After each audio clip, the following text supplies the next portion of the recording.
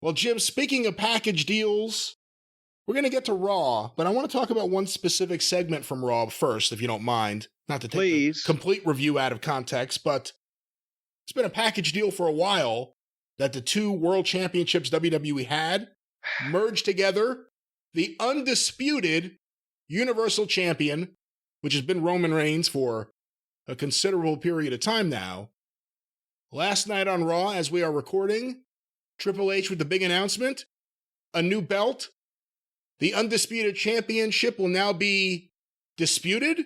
They're getting rid of the undisputed part of it. It'll be disputed again. They are introducing another world championship. It will once again be one champion on one show. Before we get to anything else, thoughts on the overall concept here? Oh my God. I'm afraid this is another example of Vince being back, because they did this when Vince was in charge before and they'd gotten away from it. And I thought even Vince, before he left, knew the value of having one champion. But now they're doing it again. And Triple H came out and he actually tried. Even if they were going to do this, is this the best reasoning, the best explanation that they could come up with? He tried to explain to the people why splitting the title, having another championship on another program is good for the WWE and the fans. But the story that they came up with to back that up or to make people believe that is that Roman has negotiated himself into not having to defend the title very often. And WWE and its fans deserve more. So when Roman Reigns gets drafted, he's going to take the Universal title with him to whatever show he goes to, even though every fucking body lately's on both shows. And the other brand that Roman doesn't go to will determine a new champion on May 27th, the Night of Champions. And that will be called the World Heavyweight Champion. And this guy will defend anywhere, any place, anytime. Except on the other show. Except apparently on the other show. How does this make sense? The best guy won't wrestle very often, so we're going to make another guy another champion. Muhammad Ali, when he was the heavyweight boxing champion of the world, he didn't fight as often as Joe Louis did. So wait, they're going to say, okay, well, Ali's the best and nobody's beating him. But since he doesn't want to fight very often, we're going to have a tournament and we're going to make another guy the co-champion, and he'll fight all the time because he needs money. But he's never beat Ali, and anytime that Ali loses, that person in the eyes of the fans will be considered the real world champion, but this other guy will have a nice shiny belt too. Would that work? What about the Super Bowl? Who won the Super Bowl this year, Brian? By the way, that is what hurt boxing, was the introduction of multiple world championships. But the Super Bowl this year was one. Who won the Super Bowl this year? Okay, I'll ask you, who won the World Series last year? Let's not talk about that. Oh, well, but just tell me who did it. Last year, the World Series was, who won the World Series last year? Oh, goddamn. I can't remember anything right now. Fuck. Well, see, I don't care enough to know about any of these things, but let's say that the fucking team that won. The won. Houston Astros. Fine. The team that won the World Series, the Houston Astros, well, they can't play all the games that we want them to play, so we're going to have all the other teams play each other, and the winner of that gets to be the super fucking World Series champions. How does that work? How does this makes That's what happened to Joey Chestnut. Fucking said, there you go. Yeah, I can believe an interim champion. I can buy that. That's done in sports, even though Tony does it too much. I can buy a interim champion that will sooner or later be reunited with the main championship. But no, this is just for no reason. And the reason that they gave does not hold up to any logic or common sense in terms of the fans' enjoyment. It doesn't make any sense. If he had just said, and I almost thought they were going to do this for a second, because I thought if they do what they ended up doing, it'll be so counterproductive. They have to see that. I forgot who was in charge. If they had just said, We see all these problems. Starting right now, Roman Reigns has to defend the championship every 30 days. Yeah. And it'll be on free TV or it'll be on cable TV on one of these shows. Fox is on free TV. It'll be on a show. You'll see it. And here's the new belt he's going to have. That would have worked. Now, I mean, we'll talk about what this could be, but this doesn't help anyone. And if anything, this muddies an issue that they had kind of finally fixed. Well, yes, and negates a lot of the work that they've done. The reason why everybody wanted to see Roman beaten was because he hasn't been, and he's the guy. And that's why I keep saying in the 80s, if somebody pitched to Vince, well, Hogan can have one world title belt and we'll have another world title belt because we're running 2 shows every night, Vince would have fucking thrown him out the window. Nobody was going to have any conflicting belt besides the one that Hogan held. Intercontinental title, sure, everybody know, okay, that's like the U.S. title of the world title, but not a co-world title. It doesn't work. It's never worked. And it diminished. Now, the fans are supposed to be mad at Roman Reigns because he's a heel and does dirty things and takes advantage and cheats their favorite wrestlers. They're not supposed to be mad at him because he's a prima donna that doesn't want to come to work and being called a part-timer on their own program. The internet may do that, but on the program, that's reaching all the fans, even the casual ones. They don't need to think that. That now and when Roman ever does lose, it still won't mean as much as it would have because there's another fucking champion on the other show running around. Unless are we going to have champion versus champion, winner take all? Well, then that just puts us back where we already were to begin with. And you would have to build that for a couple of years for it to make it mean anything. So for a variety of reasons, this is ridiculous. And it wasn't explained in a way that any of the fans would. Everybody in the arena popped when he pulled the new belt out of the bag. But people like popping for things. That doesn't mean it's the right idea. Yeah, they just want to see the new shiny piece of jewelry. Quite literally, yeah. But I'm flabbergasted that they've worked this hard to finally establish one guy as the champion of the company, and it's obviously worked. And now, for no reason and without even any involvement from Roman Reigns, another guy's going to have another belt. Fucking hell. Let's talk about what this new championship, new belt decision means. For whoever wins that other championship, let's talk about someone who probably shouldn't win it, but a lot of people have pointed to this, Cody Rhodes. If the story is Cody chasing the championship that his father never got, what do you do now? Well, if you put this belt on Cody, then the fans will consider, well, they made a belt up to give it to Cody. I mean, I can't even think of how that would be the worst thing you could do to Cody Rhodes. If they were ready to see him win the big one, win the title that they took away from his daddy in the garden, slay the dragon that they had built in Roman Reigns, and he didn't. So even if they think that the idea is then, oh my gosh, Cody will have this belt and he'll establish himself for a year and then we'll have another match or whatever, fuck that. It will make it look like they gave Cody a belt because he couldn't win the real one. And that's just ridiculous logic. Do you think, and again, there's only so much we know about this right now, just happened, we haven't really talked to anyone, but do you think this is just, we don't want to take the belt off Roman for whatever reason, we want to break a record of what day he loses the belt or whatever it may be, we don't want to take the belt off him, but we also know we have him less and less? Make up your mind then. If you got him less and less and that bothers you, take the belt off of him and be done with it. But don't throw the baby out with the bathwater. Don't kill the champion that's over at his title for the sake of trying to make a new one. I mean, it's one thing doing this when the championship is weak, when you have a champion who's not doing something, not justifying doing it then, but at least then it's kind of like you're floundering. You have to try something. This is working right now. Roman Reigns is the champion and it's working. It worked up until about 2 weeks ago. I don't know. It might be on borrowed time now, but yes.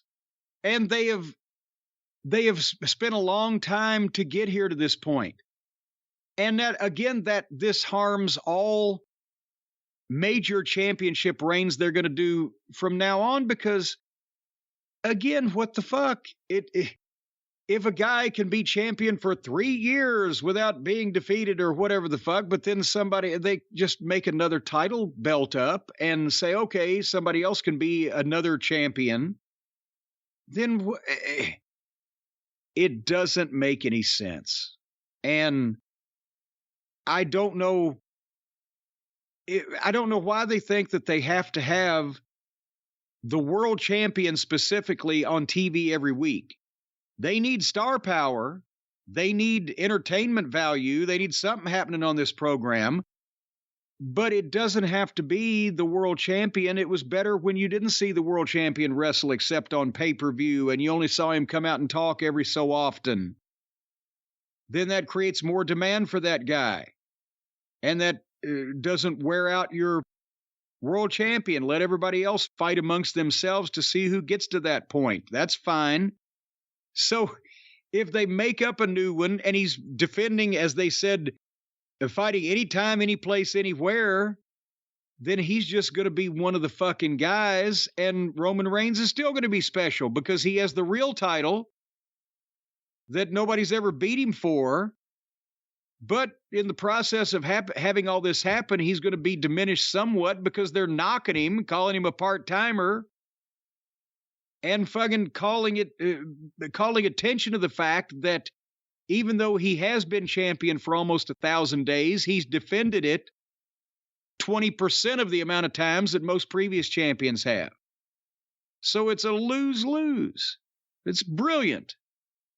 Do you think maybe that's a component of wrestling going forward, looking at MJF and AEW and Roman Reigns and WWE world champions, as opposed to not coming to the town so often, just not appearing on TV as often? I shouldn't say that. MJF appears on TV every week. He doesn't wrestle as often.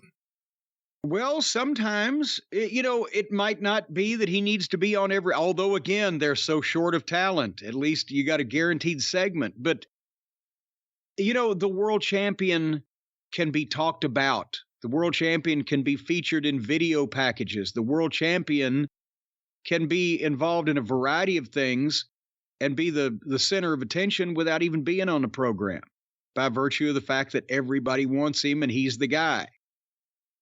So, but if they just have whoever's going to win this thing, hopefully it ain't Cody, just then defend it on TV every week or every pay-per-view or whatever the fuck, it's another belt they can defend.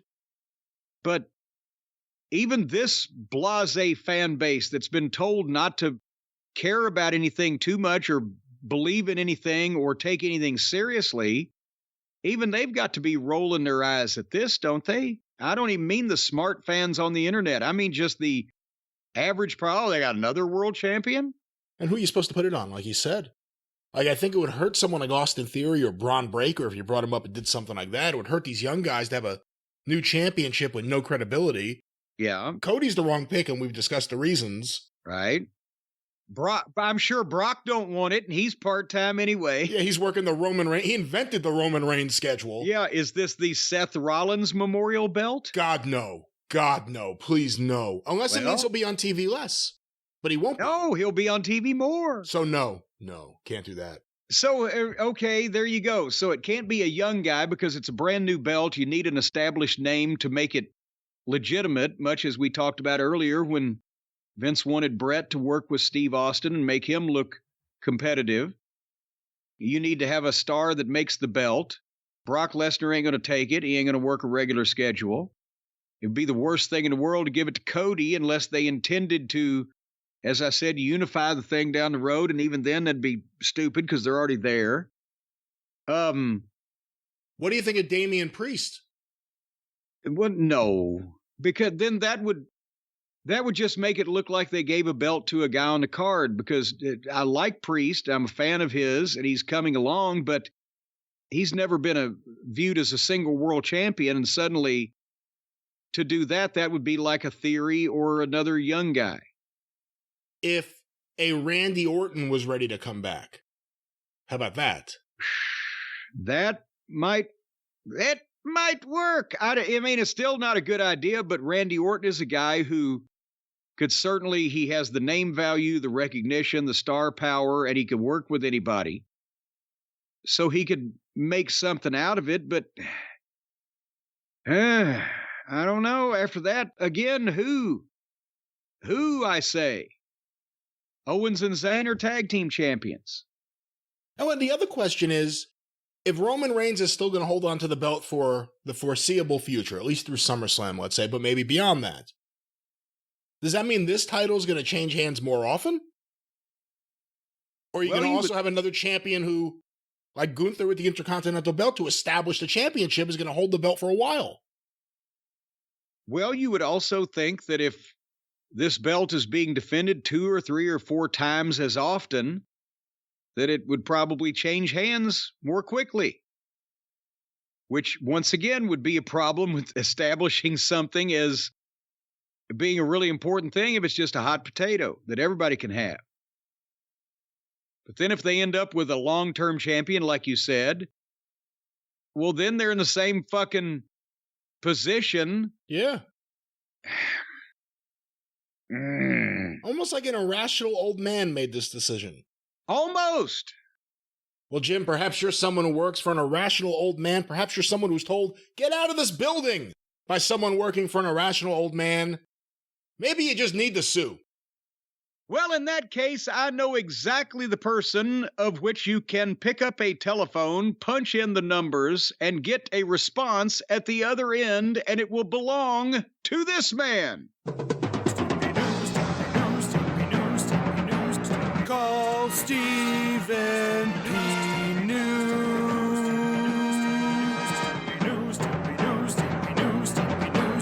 If you need to sue.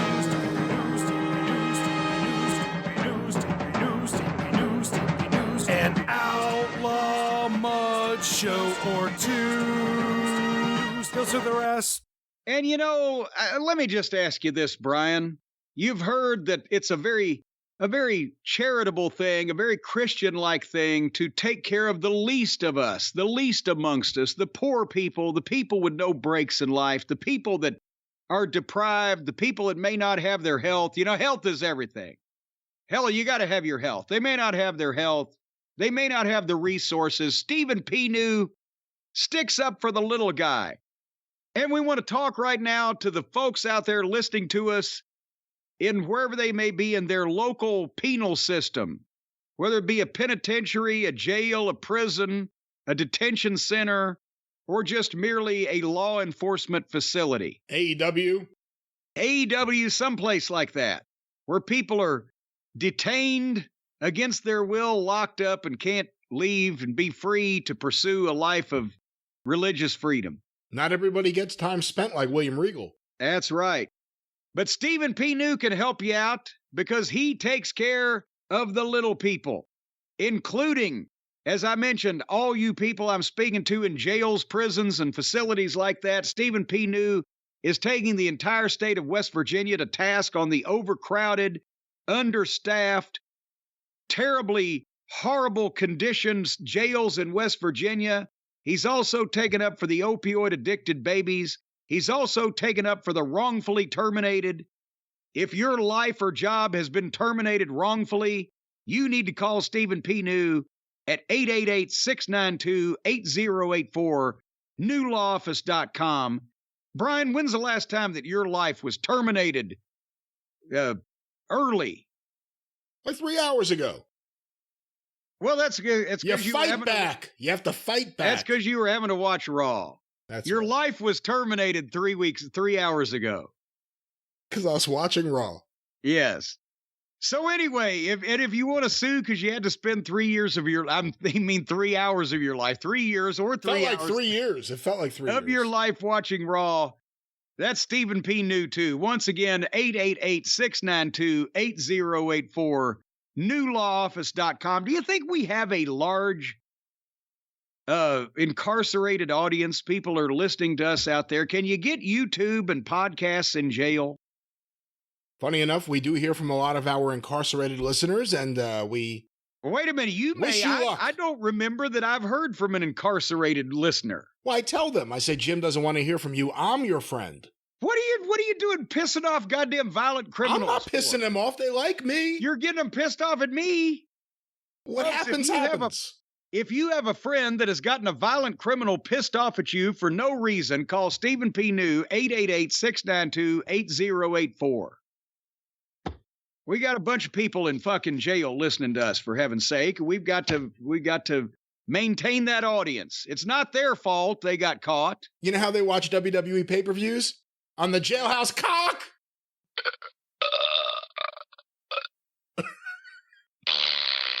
Okay. Okay.